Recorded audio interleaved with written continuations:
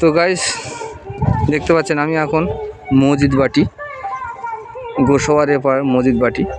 তো একটা দাদার এখানে আমি একটা পুকুর ভিজিট এসেছি। তো উনি এখানে মাছ চাষ করেন। তো মাছ চাষ করে উনি সফল হতে পারেন না, তো তার জন্য উনি আমার সাথে যোগাযোগ করেছেন এবং ওনাকে আমি সাহায্য করার জন্য এসেছি। তো ওনাকে অনেক রকম সাজেশান দিয়েছি এবং ওনাকে বলতে চাইলাম যে আপনি আমাদের সাজেশানে মাছ চাষ করুন। তো উনি রাজি আছেন। তো আচ্ছা দাদা, আপনি বলুন আপনার মাছ চাষ করে আপনি এখানে কত টাকা প্রফিট করতে পারেন বছরে? না, আমার এখানে বছরে প্রফিট আমরা করতে পারি না, সেই মতন টাকা ইনভেস্ট করতে পারি না। তারপরে মাছ ছাড়লে মাছ ভালো হয় না, এই মনোবিয়া বলে মনোসেন্স বলে দিয়ে যায়, সে আর হয় না।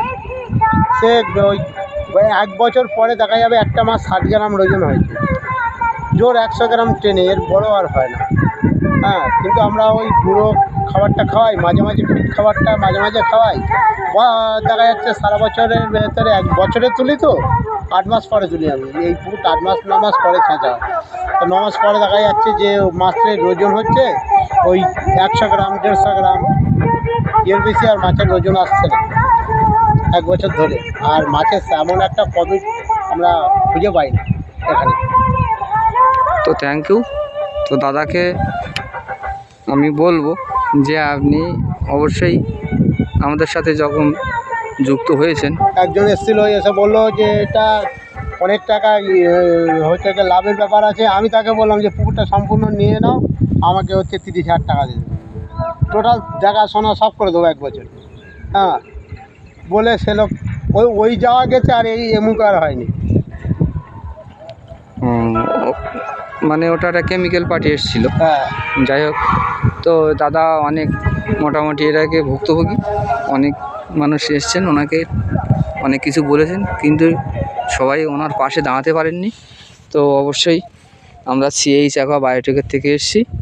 আমি কৃত্তিবাস গায়েন এবং আমি সিএইচ অ্যাকোয়া বায়োটেকের পক্ষ থেকে এসেছি।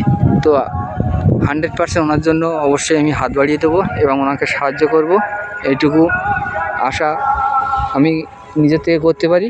এবং আপনারাও অবশ্যই ধৈর্য ধরে আমার ভিডিওগুলো দেখবেন। অবশ্যই পরবর্তী ভিডিও আপনাদের কাছে আপলোড দেব এবং ওনার পাশে থাকব। এবং আপনারা যারা মাছ চাষ করতে ইচ্ছুক আমাদের এই মসজিদ বাটির কাছাকাছি, তো এই দাদা আপনার নামটা কি জানো? তপন মণ্ডল। তপন মণ্ডল দাদার সাথে আপনারা যোগাযোগ করবেন এবং ওনার কাছে আসলে অবশ্যই উনি আমাদের সাথে যোগাযোগ করাবেন। তো থ্যাংক ইউ, এখানে রাখবো, পরবর্তী ভিডিও আবার দেব। Thank you.